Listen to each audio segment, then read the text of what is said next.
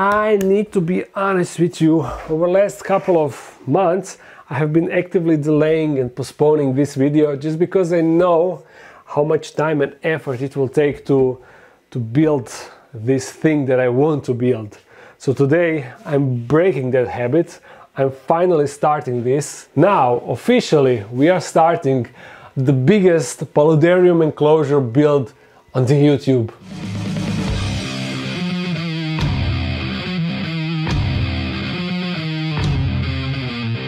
And in case you are new to this channel and you are thinking that I'm talking about this big enclosure, these are in fact two enclosures. The one on top was for my bearded dragon, Despacito, and the one on bottom I never used as an enclosure. But no, I'm not talking about this huge enclosure. I'm talking about this huge enclosure, from this wall all the way to that wall, and from this edge all the way to that back wall, from top to bottom.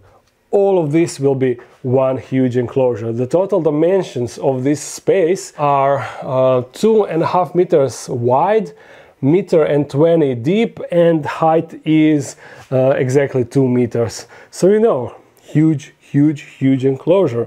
And the basic idea is to close it off and put stuff inside, but that is just the basic idea. There is far more to it, and this will be a whole series of videos of building this enclosure. I want to just be able to build the entire thing in one go, in one video. Firstly, as I said, this will be a paludarium, which means that one area is water area. We have a body of water inside, and also we have a land area. But since this is a huge enclosure, there is a lot of space inside. We will have huge body of water right here and huge land section over here. Also waterfall. Naturally, you always want to have a waterfall in your enclosure, right? Absolutely. First I was thinking about having one huge reptile inside, because it is huge enclosure and it gives you opportunity for that. But then I was thinking, having an enclosure of this size, having basically a slice of jungle of this size, it will be totally wasted on just one animal, no matter how cool it is. And that's why I decided to have a communal enclosure, an enclosure that will have a lot of different types of animals, land animals, water animals, half water, half land animals, you name it, this will have it all. And it will be, they say it will be awesome. Yeah, I think I said, but it will be awesome. Anyhow, before I give you more details of the build and before I start actually building this, I need to clean this entire area. So that means that we are starting with time lapse, of course.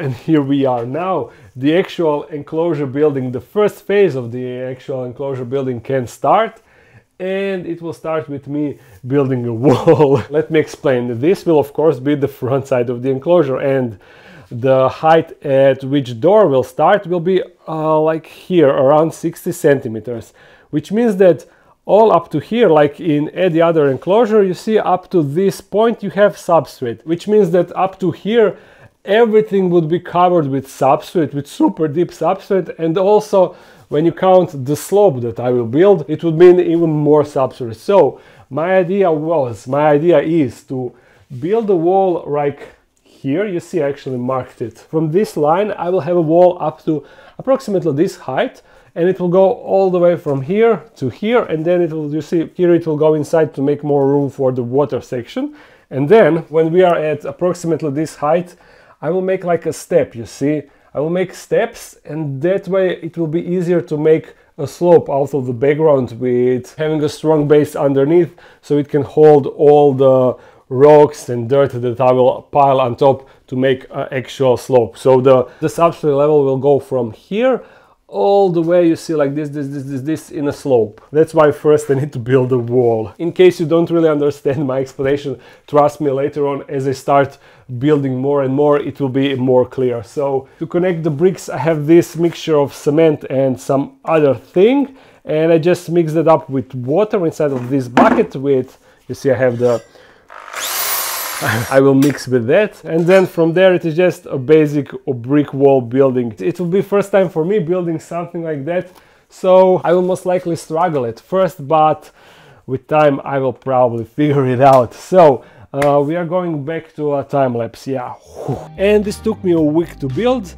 As I laid the first 3 rows of bricks, I had to wait for all of them to dry and harden, because I had to fill an empty spot behind with old bricks and gravel in order to pour cement on top for the next 2 rows, which are offsetted to form a slope. Once the top was dry, I did the same thing, laid down the bricks, filled the empty spot and poured a new layer of cement. I did that 2 more times, which now gave me the needed slope. After all of that came the messy part. I had to cover the bricks with a layer of, I believe the English word is mortar or maybe plaster, but I'm not really sure. Anyhow, before you do that, you need to cover bricks with a watery mixture of cement and sand, and it takes a certain motion in order to do that. Motion that I don't really have, as you can see by yourself.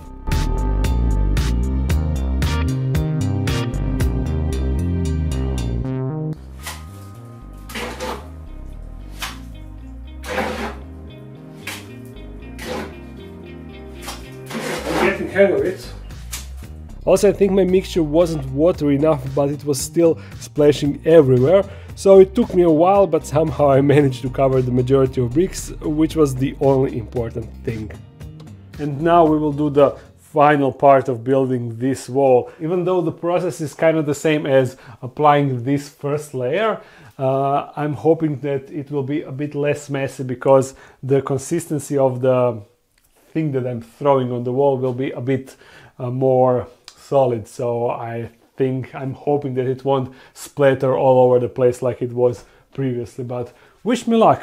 Yeah, I'm going to mix the mixture and yeah, go. I'm using a pre-made mixture that you only need to add water and mix really well, but I didn't even mention how mixing this stuff inside of this bucket is a huge pain, as you can't just mix freely. First I had to slowly hand mix everything, and only then I could use the drill with the mixer attachment. But I couldn't just go all out with it because it would splatter everywhere, so it was a slow process. I was also checking the consistency and slowly adding more and more water until it felt right.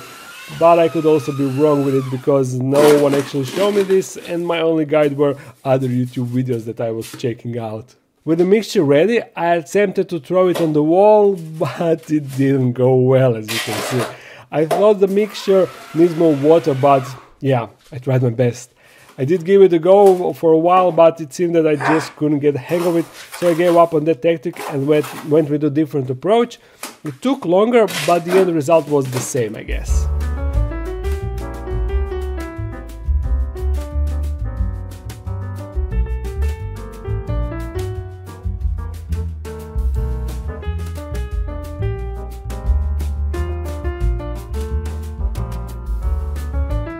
Now comes the very important step, and that is hydroinsulation. First I had to impregnate the entire wall in order for the hydroinsulation layer to adhere better. It is applied in 2 layers, and I forgot how long it took to dry entirely. But for the hydroinsulation I used a 2-component mixture. One is a powder and the other one is a liquid.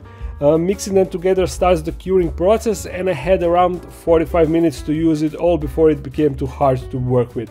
I also applied it in 2 layers, for maximum protection that is. As I said, it will be really humid inside with the waterfall and misting system, so I really needed to be sure that moisture can't enter the walls of my house.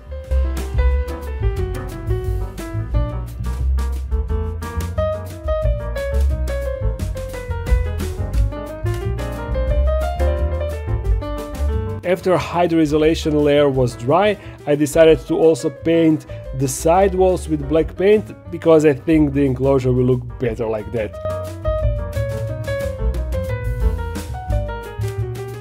For the front side, my friend Dennis welded me a metal construction, but unfortunately I didn't record that process.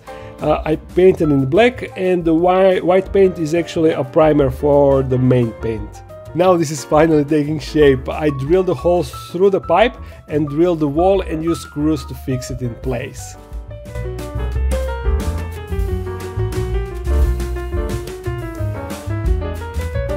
I was easily able to do the bottom part by myself, but I needed an extra pair of hands for the top, and thankfully my father was around, so he gave me a hand, but we had a couple of, should I say, bumps on the road.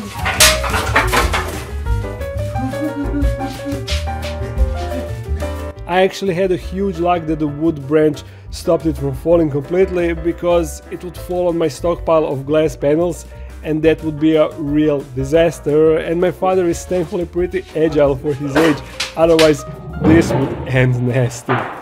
But once again I adapted the tactic on the fly and we managed to finish the installation with a great success.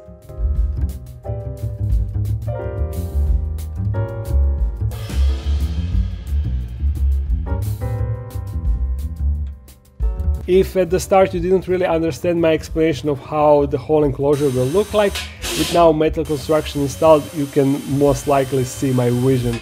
Here I'm using black plastic panels to cover the top side, while for the bottom part I will need something else, but I'm still not sure what. We'll figure that out later. And here we are, the first phase of this build is finally complete.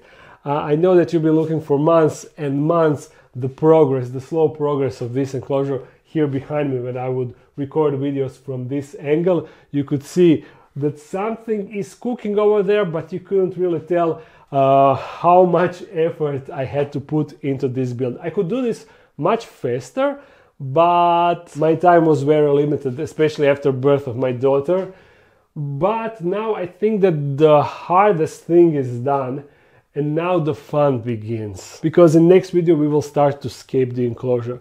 There are a few steps that I will need to do, like for example, the aquarium for the water section comes first, and then the filtration. Originally I had plans to drill holes through this wall and have the filtration behind this enclosure in the other room that I have over there, but then later I changed my mind and I decided to have it right here under the substrate. Therefore I need to build another level that will hold the substrate, and underneath I will have all the filtration. And then I will build some sort of door over here that will allow me to access that filtration, and I'm still not 100% sure how I will do all of that, but I'm sure that I will figure something out. Also, I ordered the glass for the doors. I actually ordered the entire sliding door system that will be built by some company, because this is the only part of this enclosure that I don't want to DIY, because I need this door to be done really good, because the area is huge and just having sliding doors slide on the plastic guiders won't do for the size of this door. Plus they need to be tight so no critters can escape through the narrow passage in between the two doors. And then I need to build the filtration underneath, pull the plumbing all the way on top, have it ready for the waterfall, because the waterfall will flow from top all the way down. It will pool over there and then flow again in the aquarium that will be right there. Also, I will need to set up and install the misting system together with a light system that will go on top, and then I can start with the hardscape. You see all of these branches, all of this wood that I added inside, that is just temporary over there. This is not the permanent location of them. In this corner, for example, I will have this huge wood piece that I gathered from the forest a long time ago. I didn't have any idea that I will use it in such a huge enclosure. But yeah, all of that awaits us in next video in this series. And I would like to take this opportunity to ask if there are any companies that would like to support the creation of this project with their products. Feel free to contact me on my business email. I will write it down and link it in the description. I'm gonna ask Arcadia if they once again want to offer their light solution. Also, I need the misting system, I need the filtration, the plumbing for that, ton of different plants. I think that plants for this enclosure will be really expensive, just because I need a lot of them. So getting some company that grows and sells terrarium plants, to get a company like that to sponsor this build, that would be an awesome thing. And also I will need a bunch of different animals, even though I'm not really 100% sure which animals I need. But if some of you got something fitting to offer for this communal, feel free to contact me and we can discuss that out. Anyhow, with this being said, I think that I will end this video. I hope that you enjoyed it, and I hope that you are excited for this project as I am. If you are, make sure to comment something and like this video. If you want to support this channel even more, there's a Patreon page. If you're new to this channel, make sure to subscribe. I upload on Monday, sometimes on Friday. So see you again soon. Bye.